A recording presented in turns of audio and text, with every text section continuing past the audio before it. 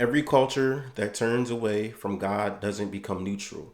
It replaces him. The subtle collapse of culture begins the moment it departs from the ways of God and its foundation in him. At first, it's not obvious, but over time, culture becomes increasingly obsessed with materialism, sensuality, and self. Eventually, God is removed from public life, from schools, from government, and from culture altogether. Something else ends up taking the throne. That something else that the Bible talks about is idolatry. If you're new here, my name is Tyree Dean Antonio, and on this channel, I discuss discipline, faith, and truth. Idolatry is not just bowing to statues. It is the excessive devotion, reverence, or worship of anything created over the creator. So this means things like money, power, pleasure, and self. The Hebrew word for idolatry is avada zara, which literally means strange worship or foreign service. All of this is nothing new. In Exodus 32, God had just delivered Israel from Egypt. He parted the Red Sea, he fed them in the wilderness, he even revealed himself to them. And yet, while Moses was receiving God's word, the people grew impatient. And what did they do? They went ahead and created a golden calf and said, "This is your God." Can you believe it? But Romans chapter 1, verse 21 explains this perfectly. It says that although they knew God, they did not honor him as God. And ain't that the truth?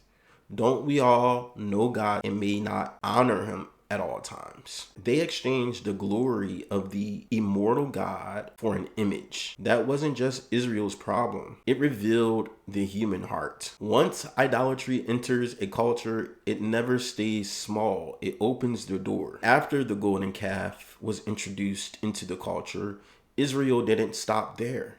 They became even more vulnerable. Eventually, they embraced false gods like Baal. In Romans chapter 1, verse 24, it says, "Therefore, God gave them up in the lusts of their hearts to impurity, to the dishonoring of their bodies among themselves."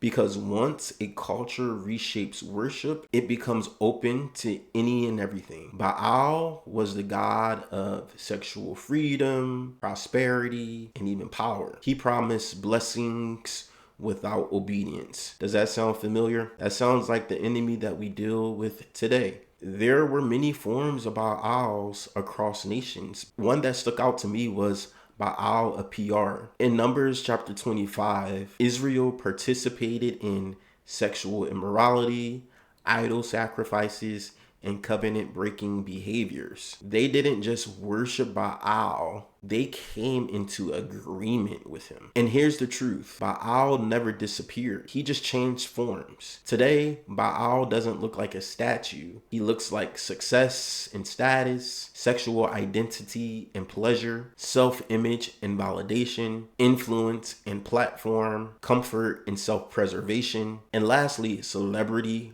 worship. All of these things are the same spirit, but they have different appearances. Idolatry is not just a cultural issue. It is an issue of the human heart. Revival does not begin when culture changes. It begins when you remove the idols in your life and you surrender fully to God. My name is Tyree Dean Antonio once again. If you made it this far and you enjoyed this video, please like, comment, and subscribe, and I will see you on the next one. Thanks for watching.